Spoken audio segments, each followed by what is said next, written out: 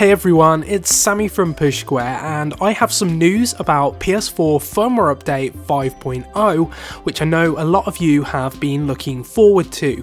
So our friends over at Eurogamer.net have got a hold of the patch notes for the update, which is set to go into beta soon, and I'm going to run you through all of the features you can expect in the system software update.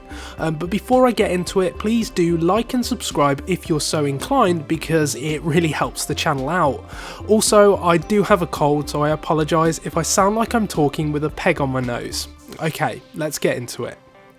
So I've got to be honest with you, this is a pretty underwhelming update considering it's 5.0, but I should stress that this information is, like I say, coming courtesy of Eurogamer.net for the time being and not Sony itself, so all of this could be subject to change, and there may even be outdated information or potentially missing features that we don't know about. But what Eurogamer.net's reporting is the following. So the first major feature is Twitch streaming. So if you've got a PS4 Pro, just like with YouTube, you're going to be able to stream in 1080p at 60 frames per second, which is, I guess, a good feature if you do a lot of streaming from the console.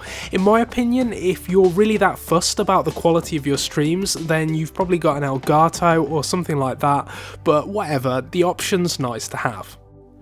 The other big change relates to master and sub accounts.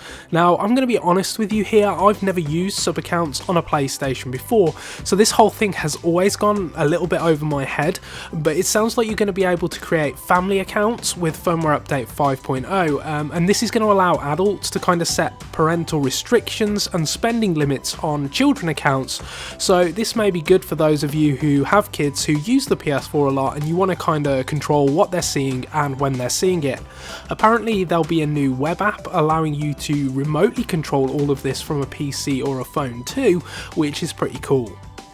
Elsewhere, you're going to be able to follow any account on PSN, so Sony's already implemented this in a way. You can kind of follow high profile names in the gaming community like Shuhei Yoshida and so on, but with PS4 Firmware Update 5.0 you're going to be able to follow any account, and this is going to allow you to see their activities without requiring like a friend request or anything like that.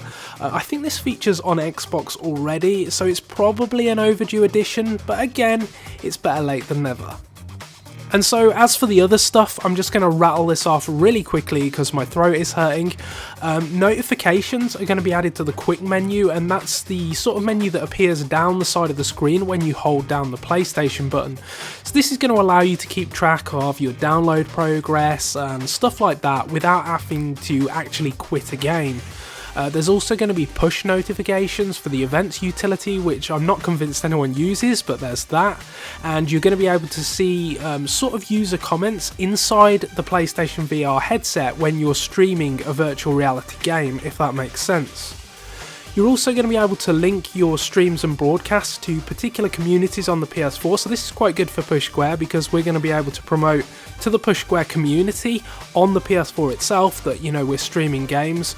And there's going to be new language support, which is probably going to be a big deal for some of you. The languages that are being listed here include Czech, Thai, Greek, Indonesian, Vietnamese, Romanian and Hungarian, so yeah. All of those are going to be added into the console itself. And as of right now, that's all we know. It's not the greatest update, to be honest, and if you were hoping for something like system-wide downsampling on the PS4 Pro or the obvious one with PSN name changes, then none of that is listed in this Eurogamer.net report. But to be fair, aside from those two things that I've just mentioned, it really is getting harder to think of meaningful features that can be added to the PS4 at this point, because it's in a pretty good place already, in my opinion. But let me know what you think of this update in the comments section. Remember to like and subscribe, as we'll post all of the firmware update info on the channel as soon as we get it. And yeah, thank you so much for watching.